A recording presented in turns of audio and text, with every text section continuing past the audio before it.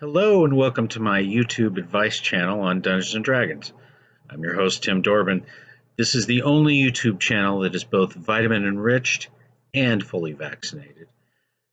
Today we are going to be talking about heroics, the player character idea in Dungeons and Dragons.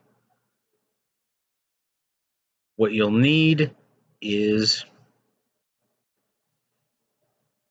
the character sheet. Now, to start out with, when you're going to sit down at a table with some dice and a dungeon master that has hopefully prepared a great deal, we're going to start with Section 1. This is your character's name and their class and level. When you're talking to your dungeon master, probably the best thing that can do to make the game run smooth and everything to be fun and interesting is pre-gens. When your dungeon master says, "Hey, let's get together and let's play Dungeons and Dragons," say, "A great idea. I would really like it if we could have pre-gens." Now, this is short for pre-generated characters, which means that you're going to skip a whole lot of very dry things when you start off at the table. This is things that the ins and outs of what your character can and cannot do, that it'll be easier to pick up as you go along, as you're playing the game. Now, the first section, class and level, is going to be basically what your character's profession is. And what this means in game terms is probably how your character deals with violence. Somebody smart at Wizards of the Coast probably figured out that what you're trying to explore is heroic fiction. And you may have noticed that a lot of what the characters on the big screen do is, run, jump, fight, use magic powers, what have you. And this first section is the essence of what that is. The level is how well the character does it. And again, all this will become clear as you play. The best thing is to sit down and actually play the game as quickly as possible, in my humble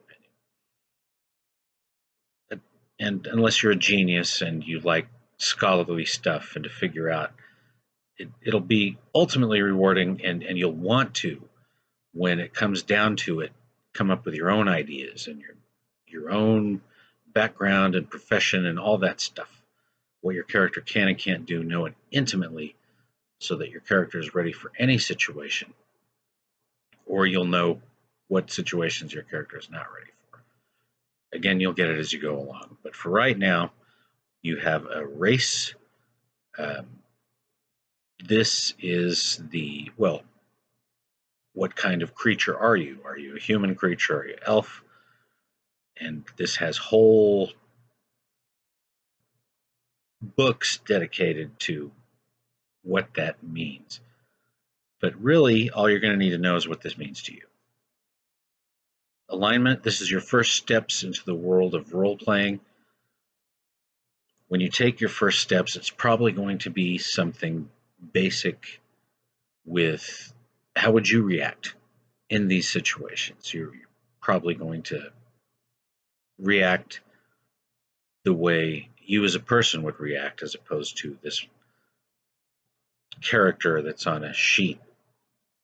You'll get more advanced and you'll try to work in different things on how to deal with the story, how to interact and relate to the story.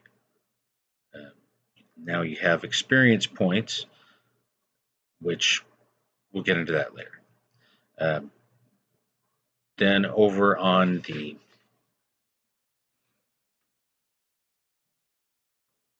left of the character sheet here, you have the character statistics. This is how strong, how fast, how tough, how smart, how canny, how persuasive your character is. Most of the things you're going to be doing in the game. Next to that, you have inspiration, which is points that allow your character to alter the ways in fundamental ways that your DM rewards you for impressing him. Now you have the proficiency bonus, which is of all the things that you do, how well you've learned to do them. This starts off with a very small bonus and goes up as the character goes up in levels. Then you have the saving throws. These are the statistics that give you a last minute save. Your character is caught up in an explosion. Your character has poison thrown in his face, and this is a random roll on a 20-sided dice to give one last ditch attempt to avoid whatever violent and dangerous situation they find themselves in. Below that, you have skills.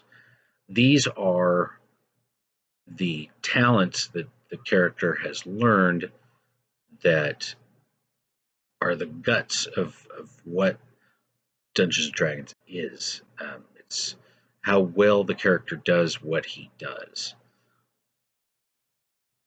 These will be things that a dungeon master will throw out at you just from time to time. I need your character to make an acrobatics check, to do a flip.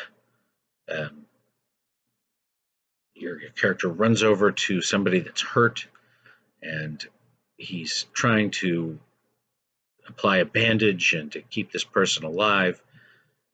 Give me a medicine check. Then you roll your 20-sided dice and you add your bonuses, and these are the things that you select or are selected in the case of pre-generated characters for your character. Basically how well they do or do not do any particular thing. Then you have passive wisdom perception, which is how aware the character is of the world around him or her. Then you have other proficiencies in languages. These are things that your dungeon master will be asking you. You hear the creature utter something under his breath. Now, do you know the Sylvan language? And that's where you would look. Okay, yes, my character knows Sylvan. Okay, then he would explain. He says, who are these people and what are they doing here? Then we have the top of the middle section here.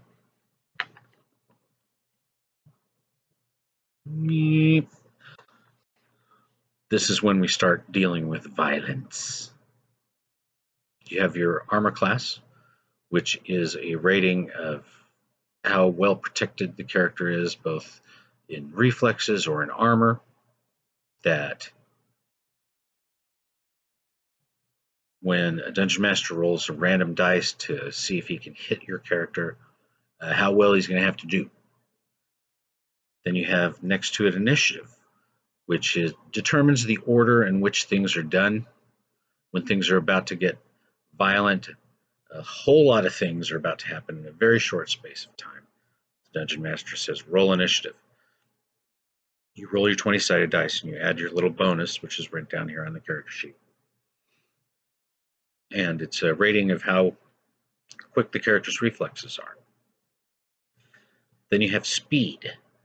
This is basically how quickly your little character can move from one side of the board to the other side of the board in a 6-second period. How well they can sprint. Then you have hit points. Big one. This basically is a rating of how quickly the character can go from a condition of alive to dead. When the spells and the arrows and the swords start flying, this will be taken down bit by bit until you reach 0 hit points or lower. And that's when you go into the realm of your death saving throws. Now, it's a completely random roll. A success is considered is a success is 10 or higher on a 20-sided dice. A failure is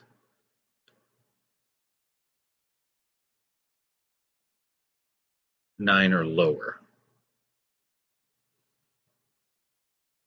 Now, hit dice. This is the amount of dice that you're able to spend to bring your hit points back up after resting. Then you have attacks and spellcasting. This is going to be your character's rating of how well they strike, what kind of weapons they use, and what kind of options you have when trying to take a monster from alive to dead. Spellcasting can get complicated. If you feel overwhelmed, if you feel out of your depth trying to learn this sort of stuff, then that is hopefully a non-spellcasting class is what's made for you. Somebody that's a fighter or a rogue, something of that nature. But spellcasting also yields the best rewards. We'll get more into that later. Equipment, that is the things that the character has accumulated to get other things that they want. Kind of like life, really. Now we have more about role-playing. Personality traits, ideals, bonds, and flaws. Pretty self-explanatory. What makes the character get up in the morning and how they react to different social situations they're going to find themselves in. Then you have features and traits. Now these are also a list of options that a character has, mainly to deal with violent situations. Not always, but mainly. That's probably going to revolve around what the character's profession is or class. And it's probably going to be bigger when your character gains levels. You gain more features. And congratulations, we have conquered the first page of the character sheet. The next page, spellcasting.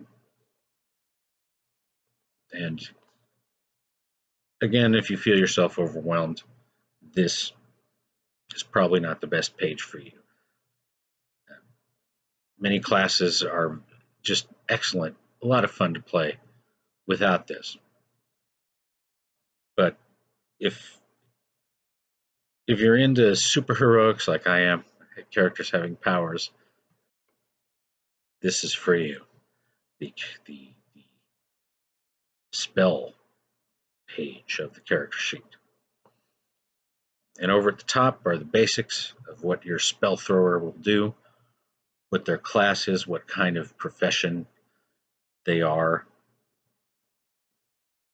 how and why they throw spells. You have this divided into 3 sections. Spellcasting ability, which is the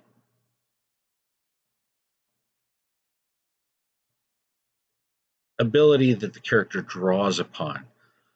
If they are scholarly, if they learn their magic through reading and study, then that's going to be intelligence. If they gain their power from faith and from belief and from their will, then that's going to be wisdom. And the third spellcasting trait, charisma, how focused they are, how well they make their will felt on the world around them, both in the simplest sense and in the larger sense. And no matter what you draw your power from,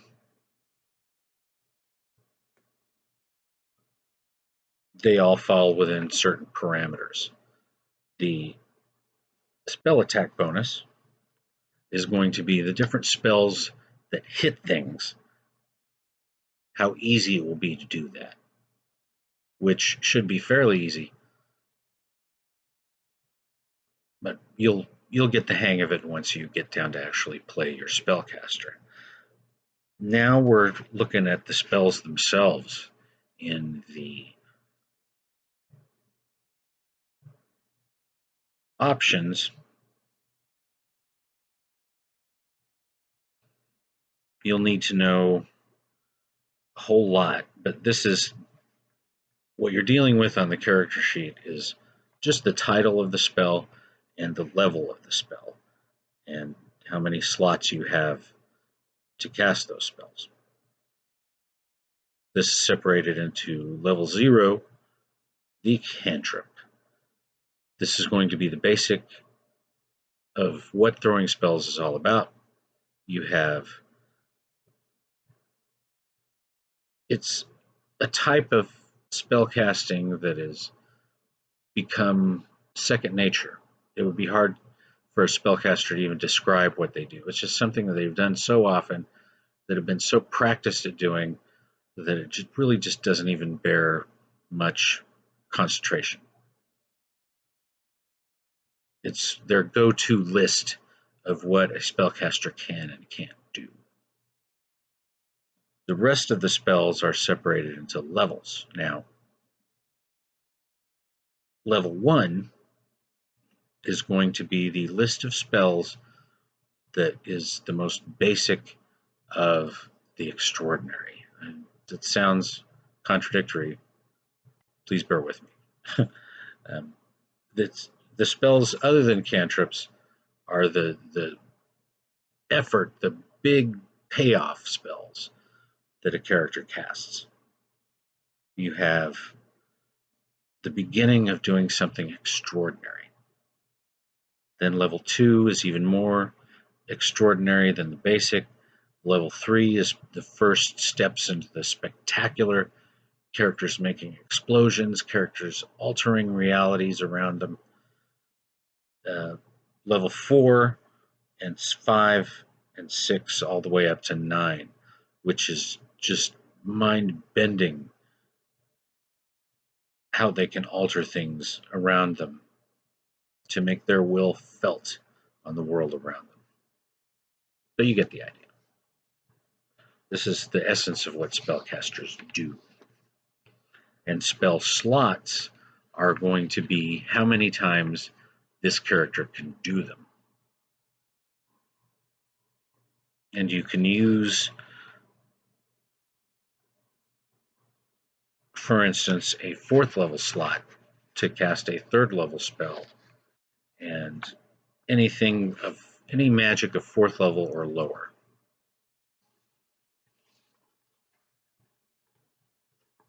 And all this you'll pick up as you go along, as you start to play. Now we have the final page, which really is all the story elements that you're going to need to keep track of. If you're writing notes, this is going to be where they're going to be kept. And then the top, you have a basic description of your character, their name, how old they are, how high they stand, how much they weigh, what their eyes, skin, and hair are color.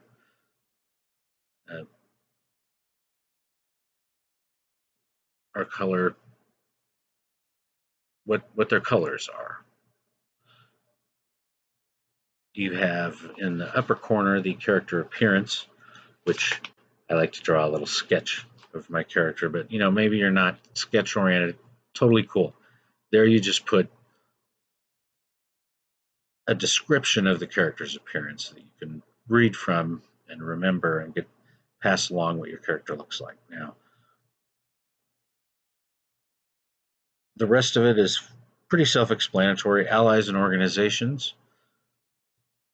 What allies and organizations your character belongs to. Character backstory, where the character comes from, how they started doing what they're doing.